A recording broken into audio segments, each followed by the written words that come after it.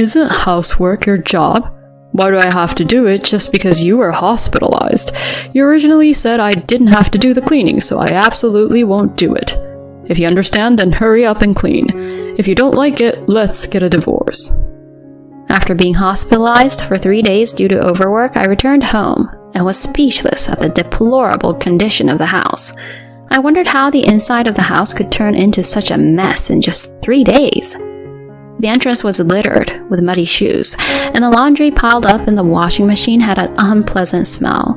The kitchen sink was filled with unwashed pots, dishes, and cups piled up like a mountain. On the table, half-eaten takeout meals in empty containers were left, emitting a foul odor. The floor, of course, was covered in dust and felt gritty. Despite the situation, my husband blamed me for not cleaning and didn't lift a finger to help. And to top it off, he mentioned divorce. I didn't want to worry my kind-hearted in-laws, so I didn't want a divorce. I was more concerned about my in-laws than my husband, so I lowered my head to him. "Can't you reconsider the divorce?" My husband smirked as if he had expected me to say that. Sure, if you really don't want a divorce. My name is Johanna. I love my job. And before I knew it, I was in my 40s. Even so, I didn't mind it too much, but my parents felt sorry for me and started arranging matchmaking meetings. I initially declined the first few proposals, stating my love for work and how I absolutely didn't want to get married. However, the last proposal they brought up was a matchmaking with my childhood friend Melvin, who lives near my parents' house. A matchmaking with Melvin, huh? They've always been kind to me, so maybe I should at least meet him. Convinced by my parents, I agreed to meet him, but it had been a long time since I had seen my childhood friend, with whom I had been matched with. My parents are busy, so we only communicated over the phone. Even during the matchmaking process, I only met with my childhood friend. He is 5 years younger than me, and when we were kids, I used to hold his hand a lot. Yeah, I used to always follow you around, right? When you were little, you were such a cute, spoiled kid that I couldn't help but tease you. That's right. It was during a summer fair when we were little. We reminisced about old memories and hit it off. Melvin said it was okay for me to continue working, so we started dating, and a year later we got married. This happened when I was 38 years old. Since we did not have a wedding, Melvin, who became my husband, met my parents only at the introduction meeting, and after that, we did not see each other very often. To make up for it, my in-laws were very considerate and caring. I had often visited my husband's house since I was a child and knew his parents well. My in-laws were very happy that I was getting married. I'm so happy that you're coming to be our daughter-in-law, Johanna. Are you really sure about Melvin? Yeah. This guy has always lived with his parents and can't do anything, you know? Melvin had never lived on his own, and he always said that his parents had taken care of all the household chores and he couldn't do anything. Even so, I thought he could manage some things. Whatever he couldn't do, I could handle. That's what I believed. However, Melvin, the washing machine wasn't running. Just putting clothes in won't do it. You have to add detergent and press the button. Oh, right. I'm sorry. It turned out that Melvin couldn't do any housework at all. I tried to teach him a few times, but he couldn't seem to remember and kept making mistakes, leaving me to redo everything. I couldn't help but chuckle at my husband, who apologized with a look of embarrassment, thinking that some things never change from childhood. It's okay, I'll take care of it so you don't have to do anything. Oh, but could you at least handle the simple task of taking out the trash? I couldn't help it, so I decided to take on the household chores myself and asked my husband to handle the task of taking out the trash, something anyone could do. My husband is generally kind, but sometimes he has these moments that make me wonder. For example, when we were looking at my high school yearbook together, he pointed at a classmate and said, "This person looks ugly, wow." When talking about the school trip, "Johanna, did you go on the school trip? I thought you couldn't because your family was poor." He said these things seemingly without any ill intent. Even with the dishes I served for dinner, "This tastes bad. I don't want any more." He would openly express his thoughts, much like a child, and I wished he would be a bit more subtle in his words. I did bring this up with him once, but He responded with a sulky attitude and refused to listen, so it was impossible to have a conversation about it.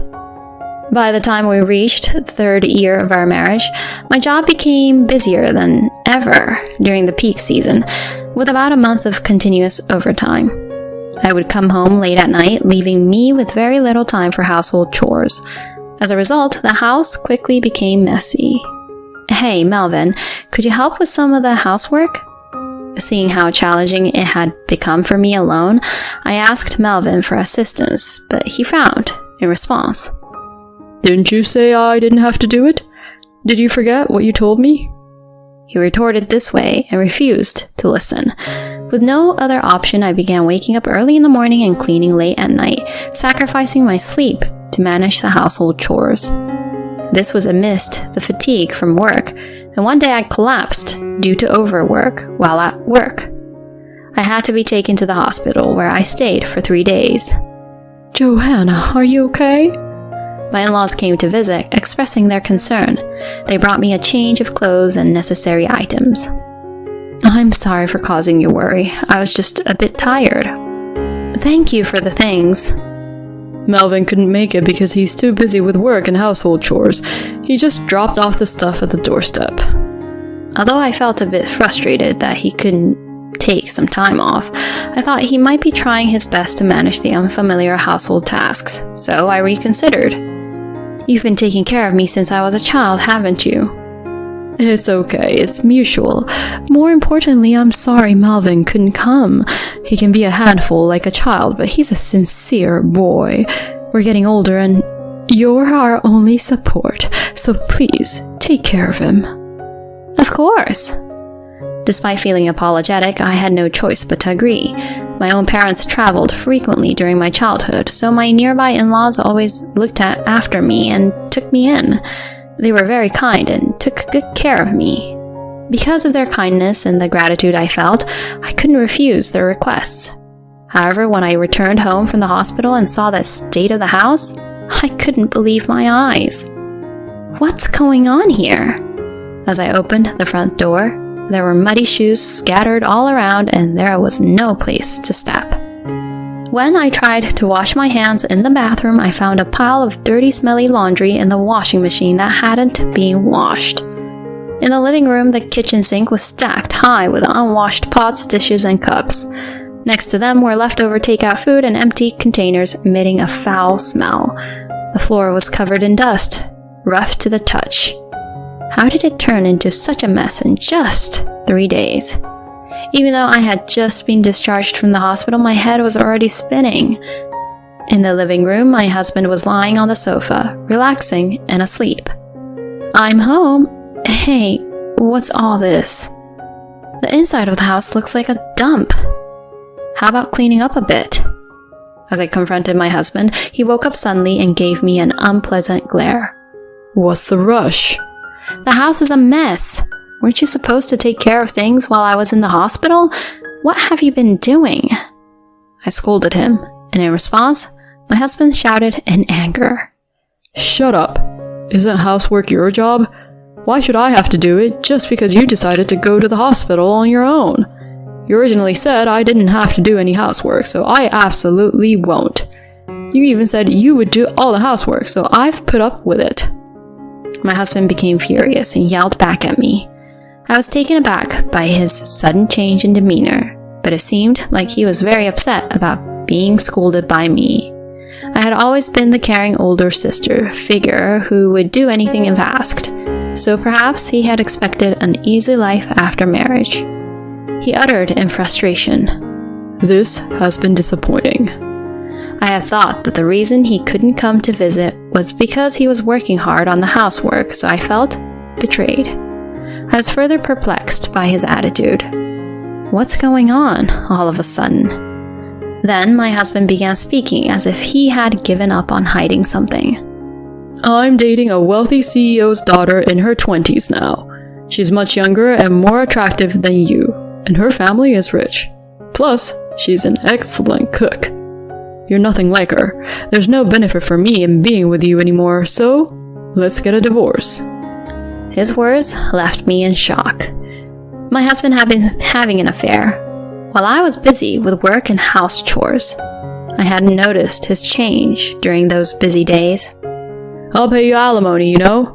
About $1,000. My husband, unfazed by my reaction, said with a laugh, I should probably divorce such a husband quickly. I understand that, but my in-laws were on my mind.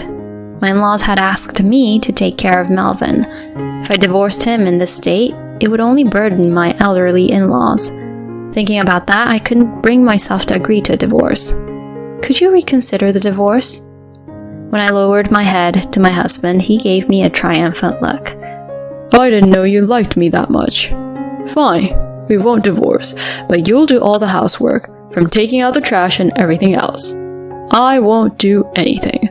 Also, I plan to quit my current job and change careers, so you'll have to cover all the living expenses during that time. Oh, and improve your cooking skills. If you can't accept these conditions, then it's divorce. Understood. Reluctantly, I accepted these terms, feeling like a servant. A week later, my in-laws who came to check on me visited my home, so I opened the door.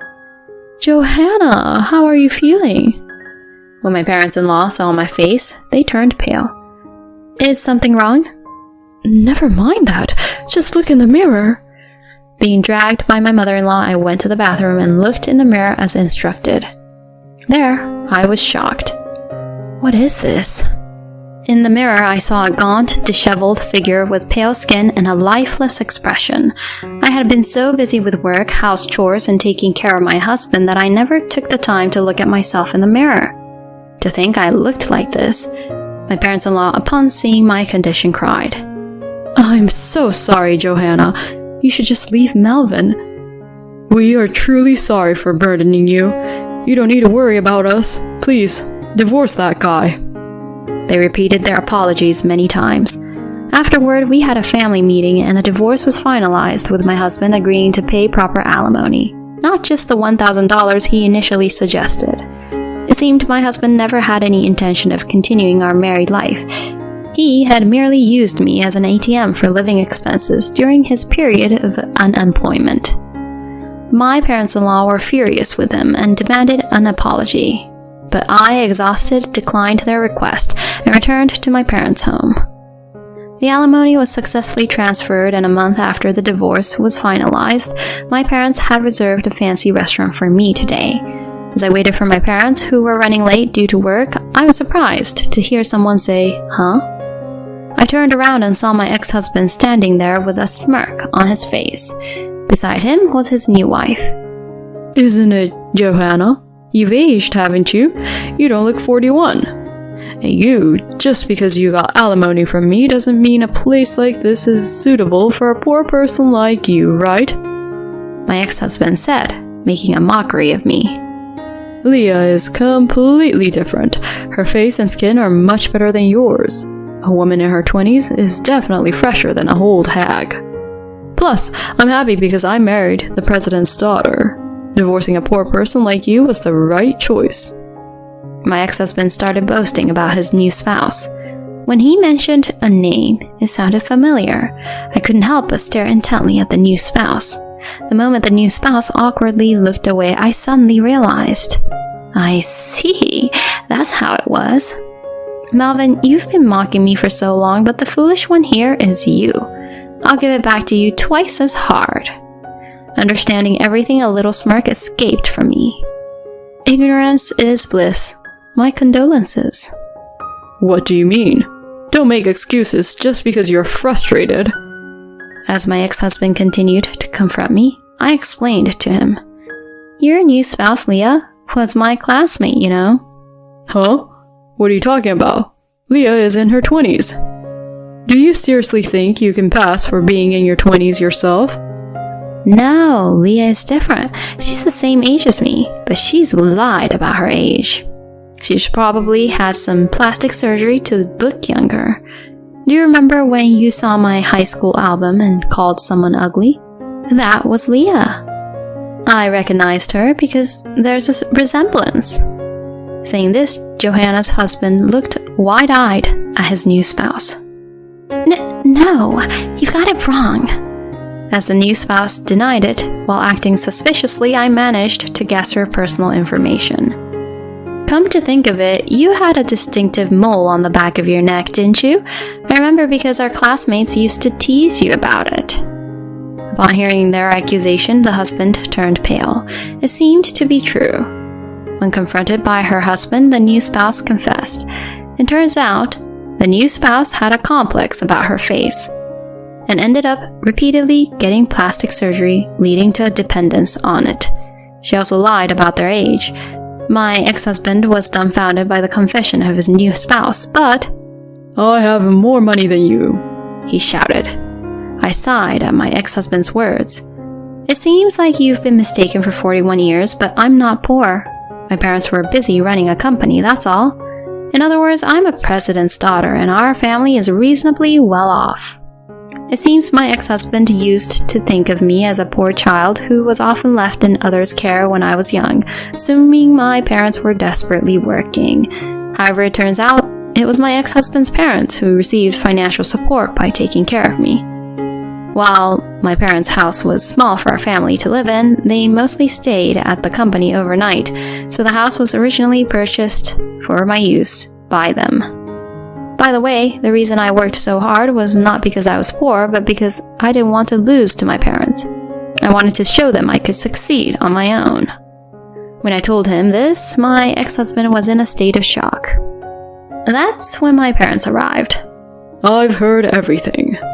Dad is furious and giving a lecture to my ex-husband. Mom is smiling faintly, but it's the face she makes when she's angry. In this unexpected situation, my ex-husband turns pale and panics. Then the surprised manager arrives due to my dad's orders and tries to kick them out. What are you doing? Aaliyah is the president's daughter, you know?